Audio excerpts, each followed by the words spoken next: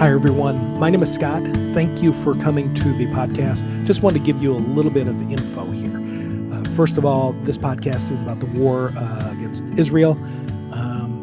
I stand with Israel, just so you understand. The person I'm interviewing is not someone I know. I've got a LinkedIn connection with him. He resides in Israel, so you can imagine what he has to say. We kept it very tame. I've added a couple graphics that were just on the news. Just to show this, so you didn't have to watch us speaking. You could have some visualization to this, but I'm going to do more of this. It's time to take a stand on things. It's time to bring these things into focus, and I think these are going to have major impact on business. Thanks for watching. I appreciate it. Hi, everyone. Welcome to the podcast. Today is a special podcast. I have a special guest, Isaac, who resides in Israel. And Isaac, welcome to the podcast. Thank you for joining. I know the situation in Israel is rough. It is not easy. There are a lot of things happening. But before we jump into the seriousness of the issue, I don't think we ever met. You worked for HP at one time. I worked for HP. I was based in the US. So I was on the recruiting side globally for the company. In the offices that I would go back and forth, I'm currently in Metro Detroit, but I started out in San Diego, working for the division and covering not only Indigo division, but all divisions globally for the company. But I don't think we ever spoke prior to today. Is that correct? Yes, I don't think we ever spoke before, but it's interesting to know that you were working with Indigo.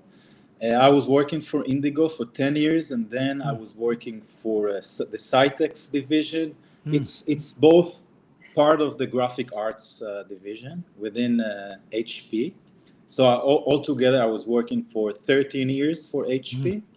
I left 6.5 years ago already.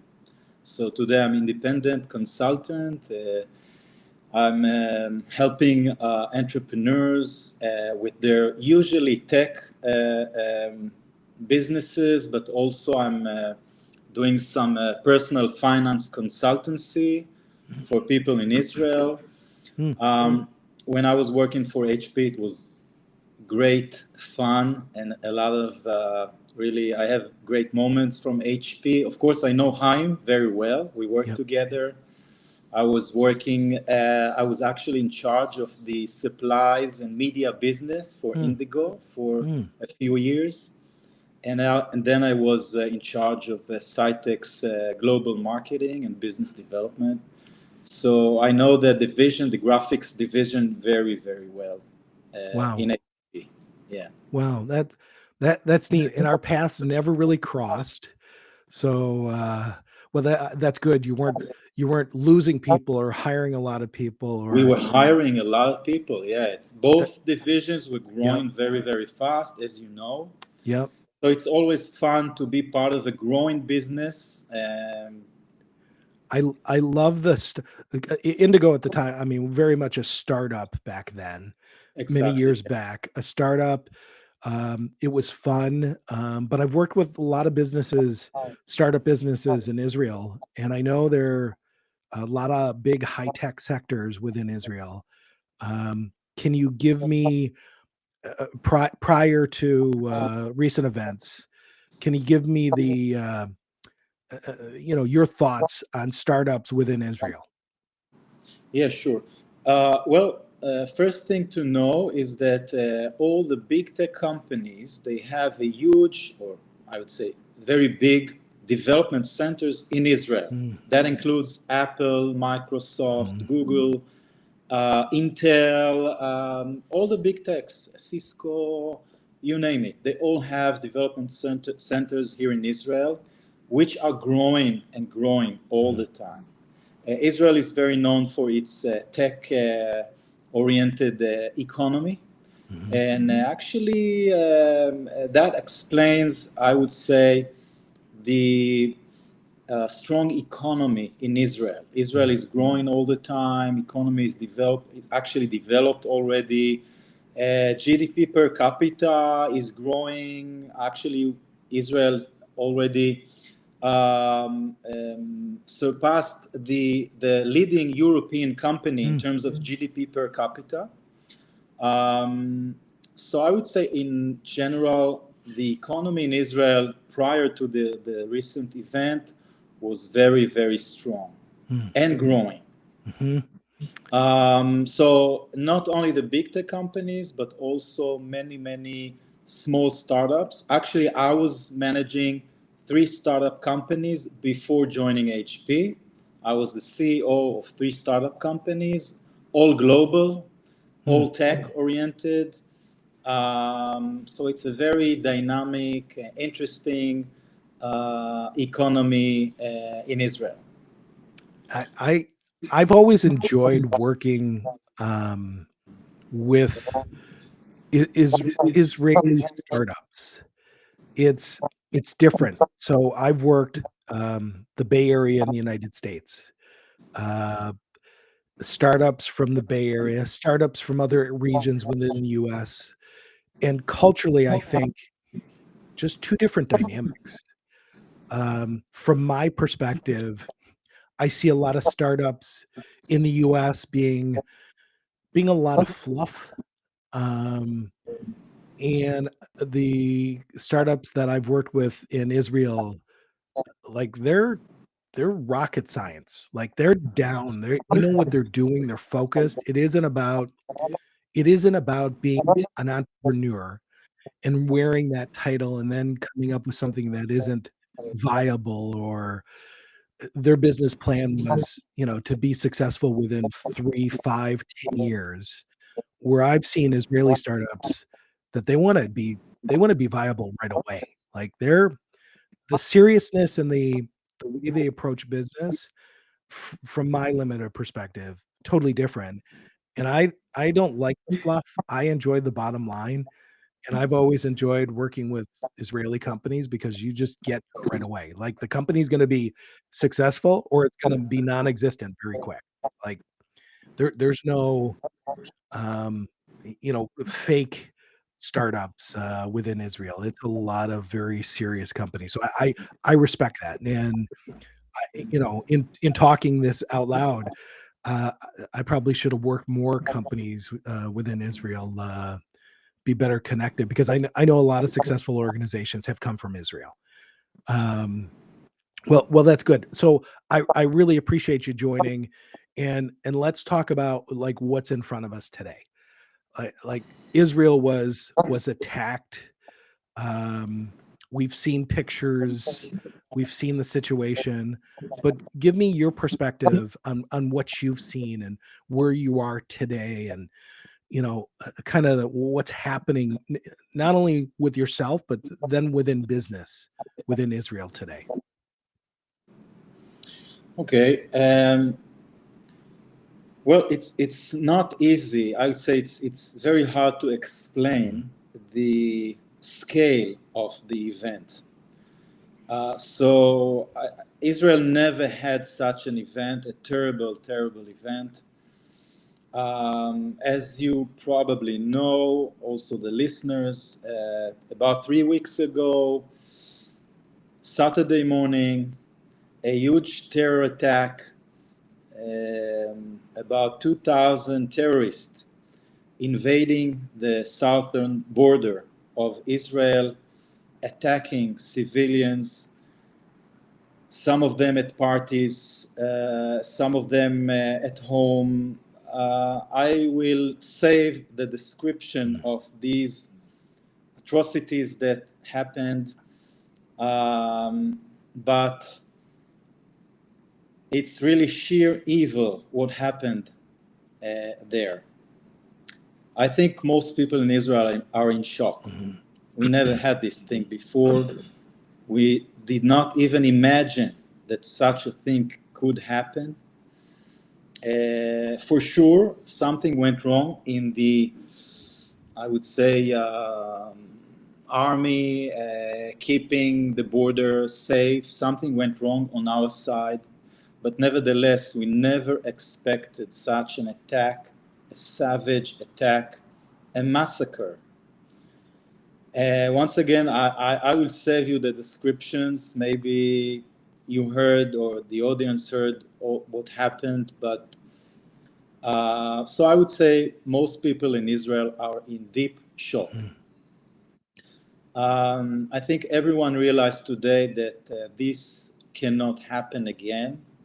And the situation is that Israel has to do something drastic to basically finish this threat from the south, the Gaza Strip.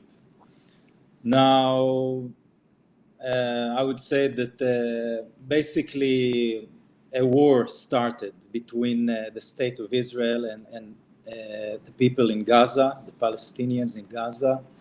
But unfortunately, it did not stop there, because today Israel is being threatened by Hezbollah from the north side, Lebanon, and also the West Bank, the Palestinians. I'm not sure if people know that, but Yemen, we just got some attacks from Yemen, which is miles and thousands of miles away from Israel. Of course, the Iranians are also in this thing. So situation is very complex, not easy. But at least today, I think most Israelis are very much united. We all realize that this is a question of, either we win this battle and take out the threats, or Israel will not be here anymore. So I have no doubt that Israel will win big, but the price and the what everyone here suffered, this will not, we will remember that for, I don't know, many, many, many years. It's a country in shock today, basically. It is, and obviously you don't want to describe out of courtesy, you don't want to describe what happened, but I think that's very important.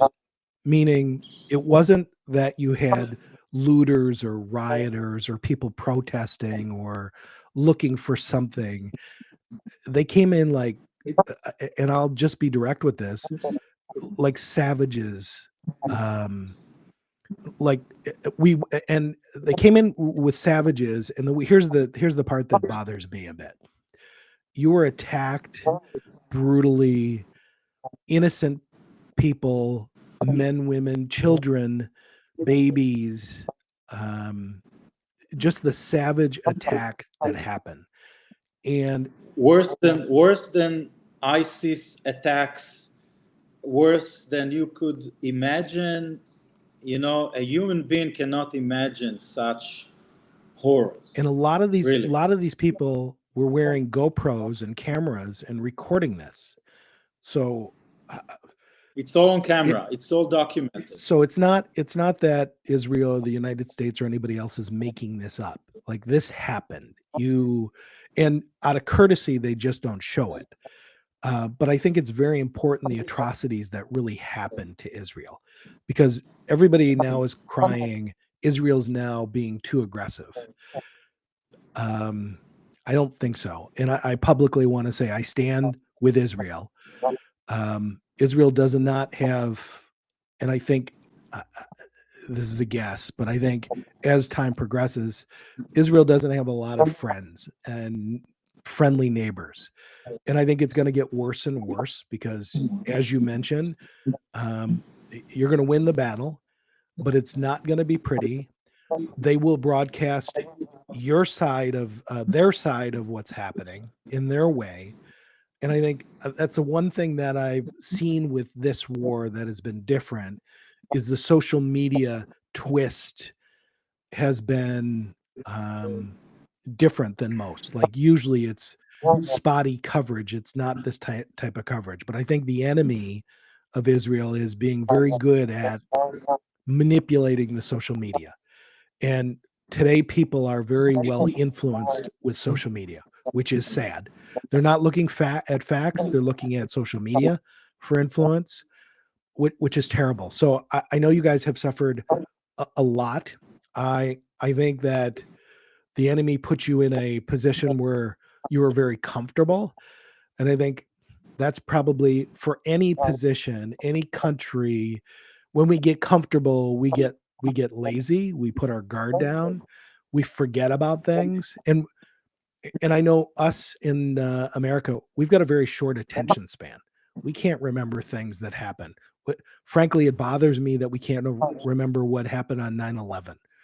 And our coverage of 9/11 just recently, minimal at best, nothing. So people have very short attention spans. I think that'll continue. It just saddens me that people are taking the side of the terrorists. I just would have never imagined ever that would happen. But it happens. You can't. I always say you can't fix stupid. And the only thing I think the terrorists understand is force. It's might. They don't understand. A ceasefire. I know somebody called for a ceasefire, and Israel said no. And I just think that's an obnoxious thing to ask for. Nobody would have ever asked the United States to tamper down after 9/11. That would have never happened, and we would have just probably given them the middle finger, not been very polite in our response. And I know Israel's direct but very polite in the response. So it's sad what's going on. And as you mentioned, all the other countries that are coming to the table, things might get more heated. And I'm hoping, Yes, for sure. I'm hoping that we stand up in the United States and take care of our ally, Israel. It's a rough time, and really saddened by the situation that happened. And from my perspective, you guys have every right to protect yourself and to make sure you wipe out that enemy, because otherwise they're coming back. There is a lot of ignorance out there. Social media, people are not aware of what's going on. And to be honest, also a lot of anti-Semitism all over the world, including the US today, unfortunately. But I think all in all, most people in the US still support Israel. Of course, the Israelis appreciate very much the support of the US. A lot of connections, friendships, shared values, people working with each other. So I think many Israelis really highly appreciate the support of the US. As you mentioned, for Israel, there is no alternative. We are going to win big this battle. Despite what's going on social media, despite what everyone says, this thing will not happen again. And I also personally think we should not care about what other people are saying. We just need to do what we need to do. Just to give you the scale of what happened in Israel, and many people don't know that. Israel is a very, very small country, the size of New Jersey. Actually, New Jersey is a little bit bigger than Israel.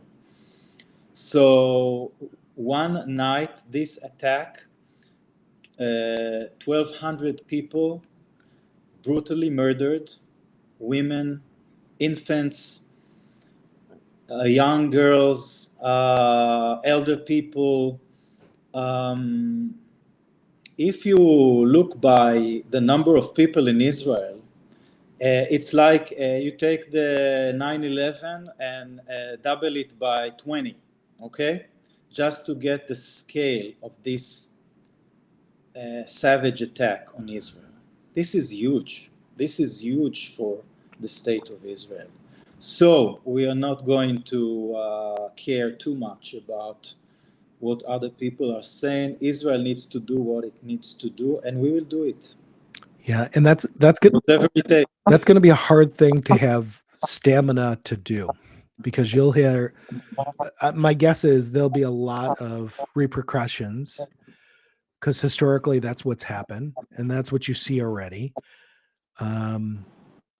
So from my perspective, just keep doing what you're doing.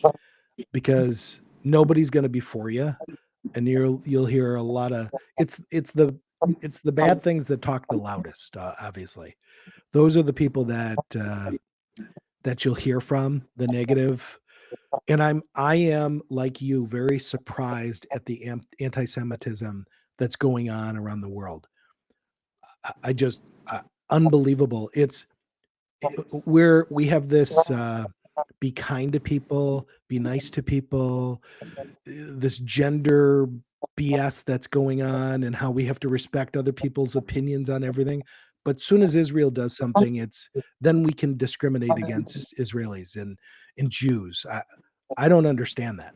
Like, it's sickening. It's sad. And it bothers me every time I see it. I can't watch the news anymore because of all this garbage that's happening. And I think that's probably the best thing for everybody. Just don't watch the news, because you're going to be fed one line or another. And I think, like you mentioned, it really doesn't reflect everybody in the United States. You hear there's certainly groups of crazy people. And I think you'll see those groups come out because now they have an audience. But it is sickening what happened to Israel. And I don't blame Israel for going out and winning this fight decisively. And then obviously there'll probably be other people that'll want to join that battle. And hopefully the United States sticks with you guys. I heard we're sending more troops in, which is good. I hope that doesn't stop. I hope we continue, because you're like you mentioned, you're a tiny little country surrounded by nothing but people that want to wipe you off the map, and that's their goal. That's what they've said. So it's terrible. So Exactly. So and also, I think most people in Israel realize that it's going to get worse before it gets better. More, it's not going to be easy. It's not going to be fast. It's going to be dirty. Mm-hmm. But there is a consensus in Israel that there's no choice. We just have to, we have to stand for what Israel is. Mm-hmm. People really don't realize it's I think a combination of anti-Semitism and ignorance. Mm-hmm. People just don't know. I don't want to get too much to politics. Probably it's not the right time and place to go into politics about the state of Israel, the Palestinians. It has nothing to do with politics. It's two different cultures. Mm-hmm. It's two different worlds. And the fact that people around the world support the Hamas, it's like supporting ISIS, but worse. It's like supporting the killing of innocent people, the beheading of infants, the rape of women. It's unbelievable. And for no reason. These people were civilians sleeping in their beds, young people celebrating parties, celebrating peace. Most people around the Gaza Strip supporting the Palestinians, give them jobs, mm-hmm. give them water, give them education, give them whatever they want. So we're talking about cultural war rather than just politics. People don't know the meaning of Palestine. There is a lot of ignorance that we will not get into right now, but I was saying all of that just to say that Israel doesn't have any choice but to win this battle, and this is what is going to happen. Yeah, and it's terrible. And I've heard, and I don't know who said it, but if Hamas puts down their weapons and calls for a ceasefire, there'll be peace. If Israel does that, you guys will be slaughtered. Like, this is one-sided. They just want to kill you, and the fact that you're protecting yourself, now that's an outcry. It's terrible. It's gonna get worse before it gets better. I wish you guys well. That's tough. How is anything in business happening? Tell me what the state of the business is in Israel today. Yeah. Well, obviously, it has a lot of impact on business, on the economy. Most people are just joined the reserve, going back to the army, protecting the borders. I would say that the economy is highly impacted by this situation, especially small and medium businesses. People are talking about maybe a recession that is coming up. So yeah, of course, economies.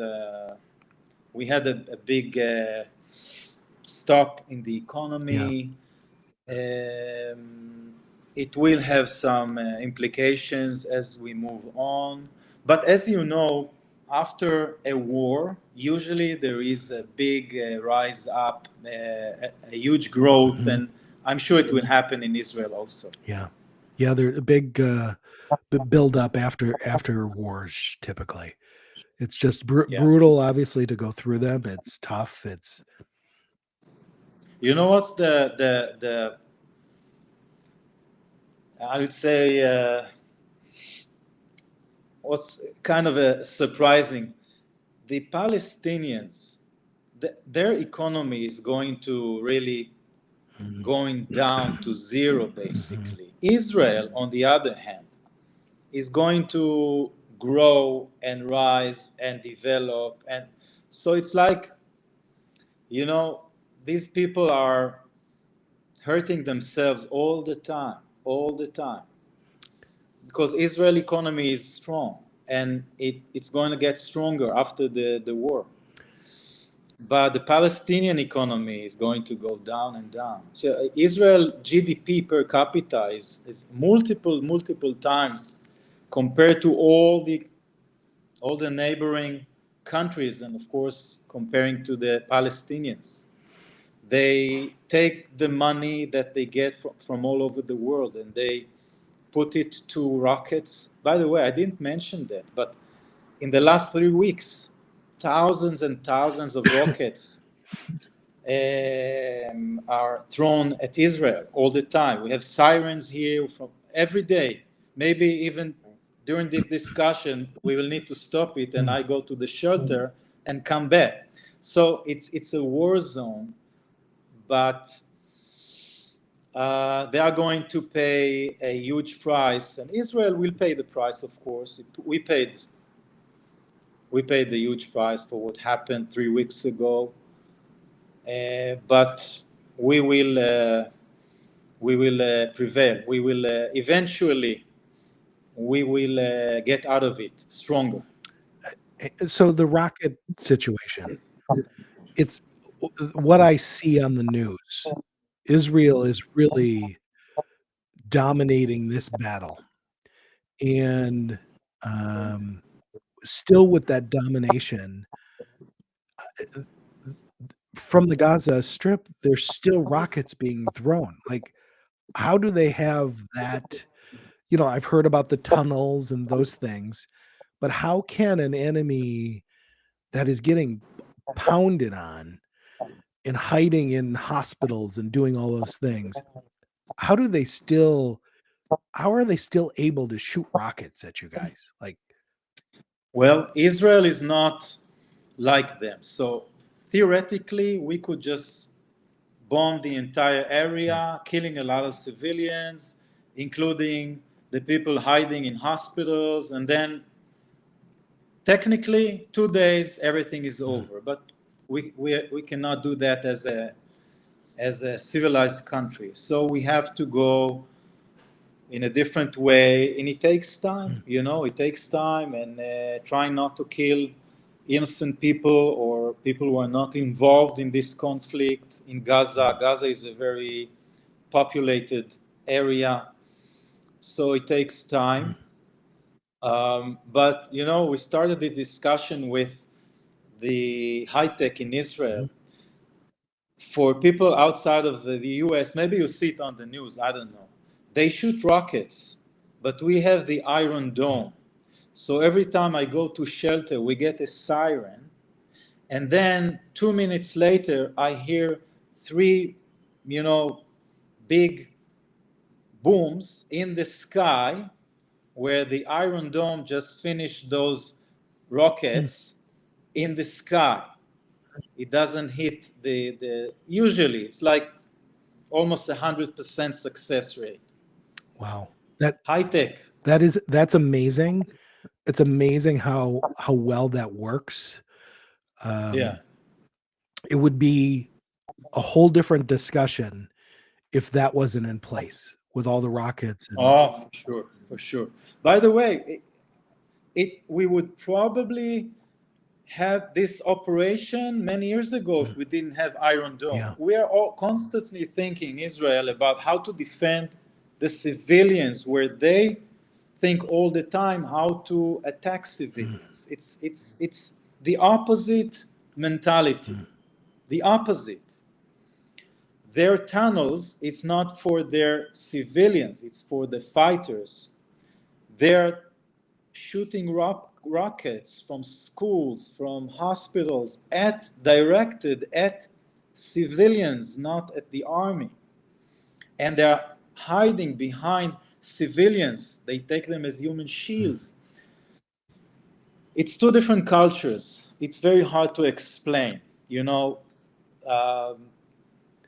That's the situation. Yeah, and you're right. And how do you battle humanely an enemy that does that? I mean, if I'm the enemy, I'd consider that your weakness, that you guys are afraid to be aggressive. And that's really hard to balance. Look what happened today. Yeah. Israel is doing its best to fight, within, I would say, the Geneva Convention, and do everything as any country should do, and they see this as a weakness. And the entire world is, against the state of Israel, instead of thinking about the fact that Israel is fighting for its existence. Basically, Israel is fighting ISIS. But many people are not aware that there is a risk that it will get there to their country. I don't want to get too much into politics, but at some point it will. And yeah, we can always blame other countries when it's not happening in our neighborhood. Like, if this was happening in the US, it would be a whole different. We want to kill them, and like, I think we would have a different response internally. Like, and at some point, this will happen in the United States. I mean, you talked about borders and things like that, and we've had border problems and things we haven't addressed. At some point, we're getting too comfortable, and the war will be. We won't be as fortunate as we were before. I mean, there are many people around the world that don't want peace and are willing to do whatever it takes to get their ideology or whatever they have across. It's just sad. It's really sad. I don't want to take up too much time, Isaac, but like, I'd love to do this again. Like you mentioned, the safe room. Us in the United States, we don't have safe rooms. Like, and I think Israel is one of those countries that you guys are prepared because you have to be prepared. But I'd love one day to tour your safe room or to have more discussions on preparedness, because I think, as I mentioned, we drop our guard in the U.S., and I think we need to be prepared. And I think Israel is a good example of showing us guidance on how to be prepared, and we could take those tips and advice. So I'd love to have that discussion with you, if you're open to it, and I'd love to continue as this progresses, to continue to talk about the situation in Israel. But from my perspective, we stand with you guys. We stand and support Israel. It's just, we just don't. Whoever's doing the attacking, it's savage, and we stand by you guys, and hopefully at some point, we'll be able to visit each other in person, say hi to each other when things calm down. That would be great. But I'd love to have you on again if you're open to that. And there's a lot of things to discuss. We won't solve the world's problems, but we can at least enlighten people on what's going on. Sure, Scott. Yeah, I'm open to that. We can do that, sure. And thank you very much again for your support and the U.S. support. It means a lot to many people here in Israel, to Israelis. And yeah, we can do it again, sure. Well, stay safe. Thank you very much. And stand strong. If we could do anything, let us know. Sure. Thank you very much, Scott. Thank you, Isaac. Take care. Bye-bye.